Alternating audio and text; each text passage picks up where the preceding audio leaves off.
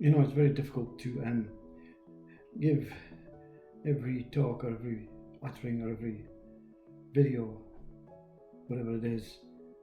It's very difficult to give it a name, you see. Because the name suggests a subject, a topic, and the subject is always the same. You see, the subject is always the same in every aspect of life. It's a big, open-ended,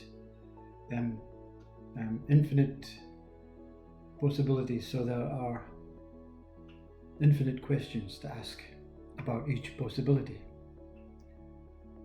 So the questions are what is all that takes place. To question anything is an inacceptance. It is a complete inacceptance of what is taking place. Life is taking place, life is unfolding, until parents or teachers or TV program suggests at a young age, you must question life.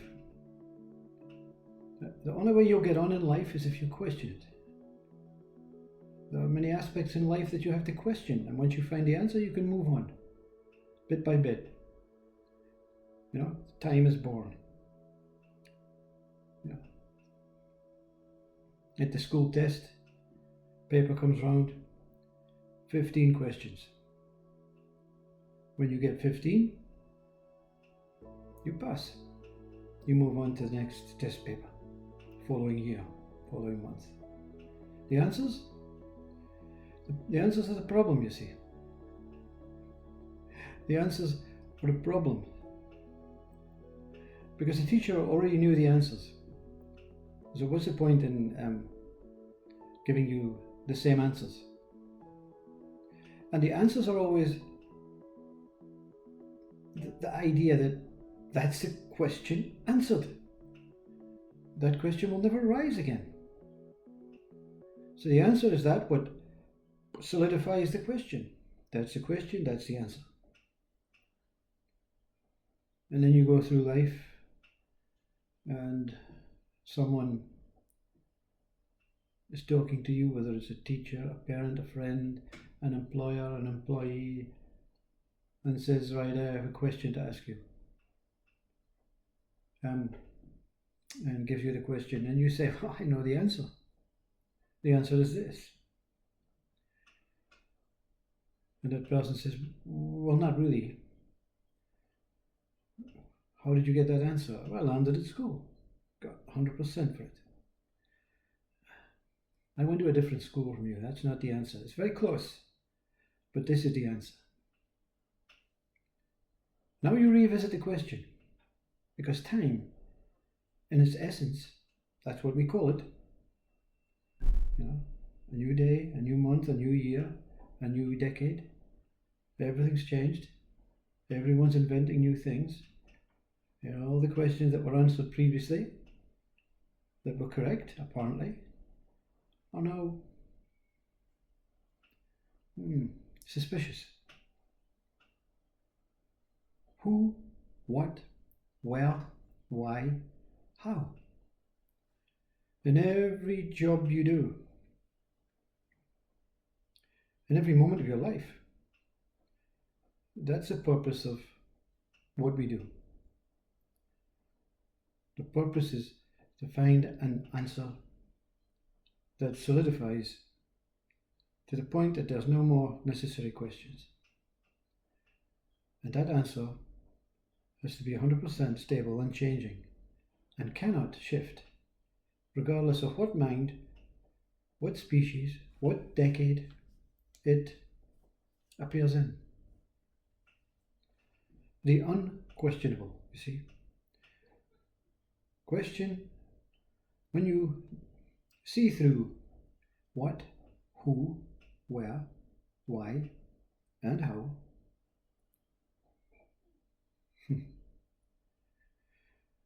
there's no more questions. They've all been answered. But they've not been answered individually, they've been answered wholly.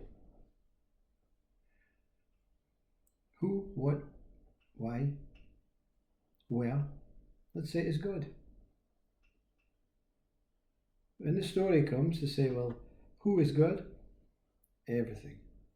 What is God? Light. Where is God? Everywhere. Why was God existing? Or why is God here? To keep us in line with the true nature of itself. How will I find God? You are God. See? Makes the mind again suspicious. How do you know? Which school did you go to? Which religion? Which sect? The answer to the questions who, where, what, why, and how is these questions don't exist until we create answers for them. The answers have to come first. You see? Teacher at school tells you your name, the answer, and then asks you, next class, different teacher, never seen you before.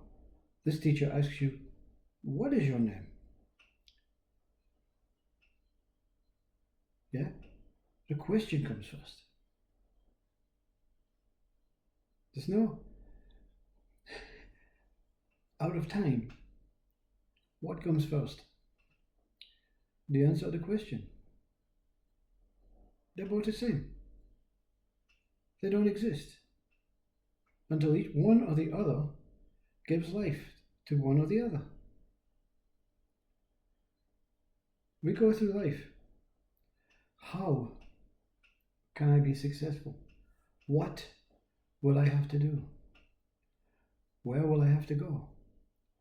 Who will help me?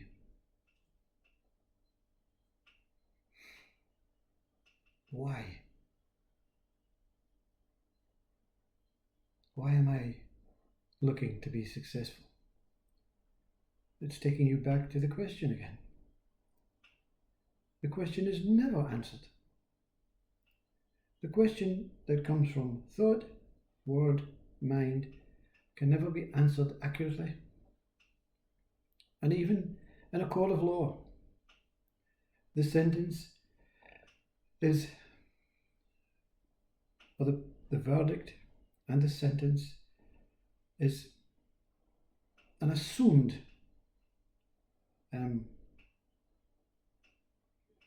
way of trying to solve that what is unsolvable.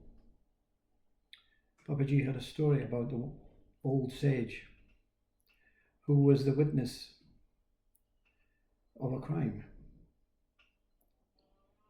And the crime was someone who got stabbed and died. He was called up to court. He turned up in his loincloth, giggling and laughing, smiling. And the judge says, "Sage, old man, you are the only witness. What did you see?" And the old man says, "My eyes can see, but my eyes cannot speak."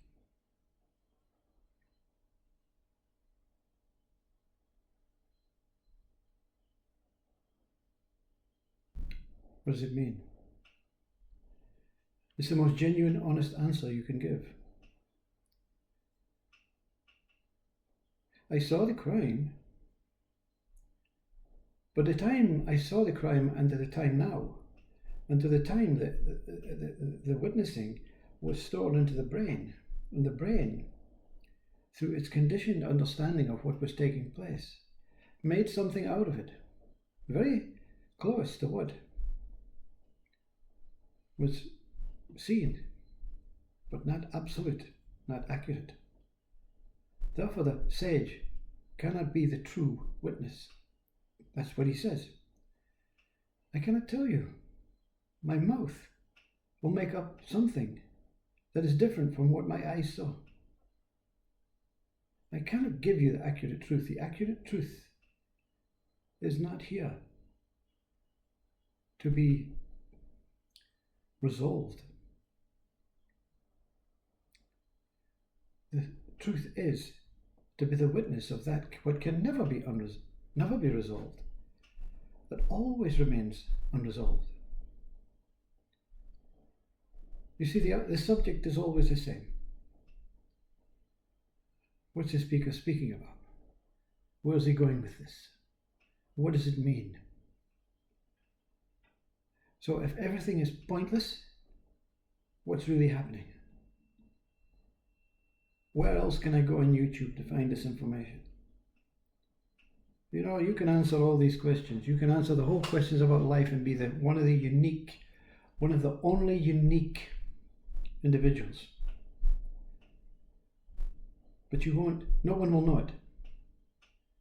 And you won't be able to share it because the answer is within I. You see, your I. The answer is within I. Clearly seen. No veils, no thoughts, no words, no experiences, no ways of understanding what is seen. To the extent that this I, when it regurgitates, like the witness, the old sage, when it happens in that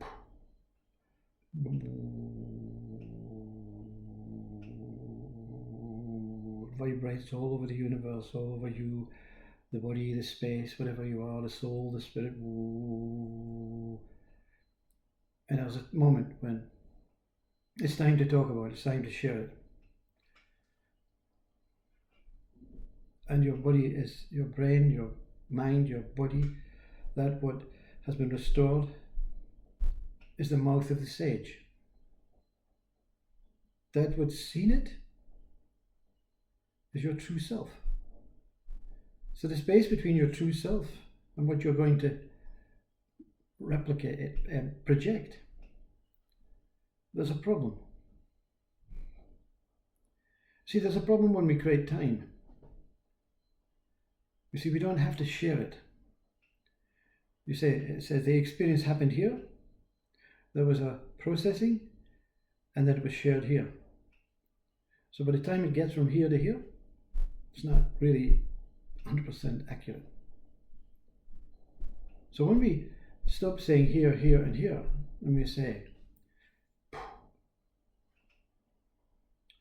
the information is no longer processed. It's no need to be processed because you saw the actuality of what this whole existence is about. And we see this speaker and many other speakers trying to share it, trying to kind of get the head around it, or the heart around it, or the horror around it.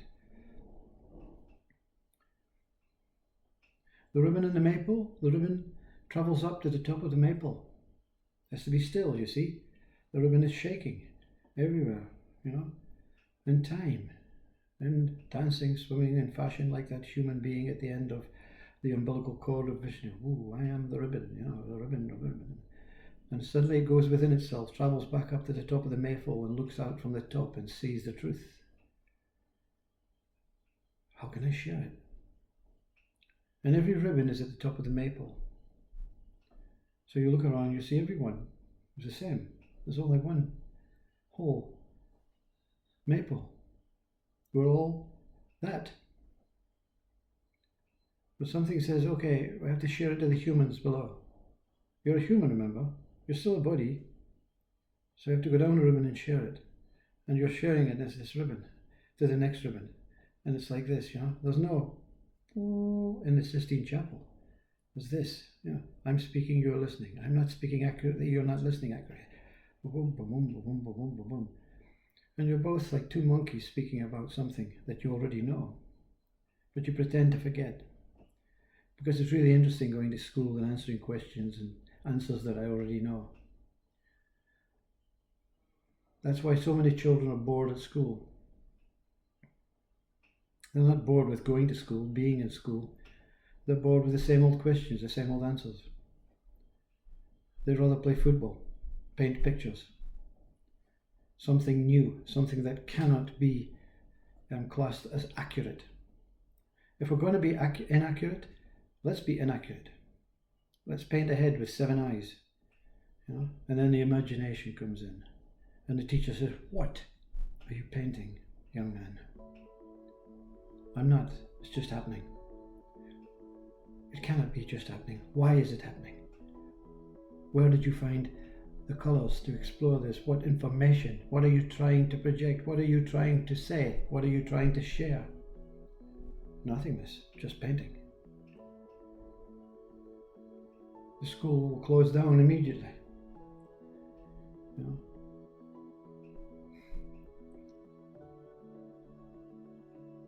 The subject is the same subject. It's always about I, the questioner, I, the answer, I, the person, I, the needer, I, the wanter, I, the desirer, I, the seeker. I'm seeking to find God. Everywhere I'm asking the same question. Everywhere I'm getting different answers, but using the same language. The language that I understand through my conditioned programmed self. All I have to do is ask the right question to the right place, not to the right person, to the right place. Who am I? I'm not moving until this answer reveals itself. Who is I? Where is I? What is I? And can I be seen? And as what? And where is this place that I am looking for and seem to be looking from? The unanswerable, the unforgiven, because you've had enough of the noise, the questions of noise. So you'll never be forgiven if you're enlightened. You'll never ever be accepted. But that's okay, because you know it is okay. Whatever everyone is doing is absolutely okay with I.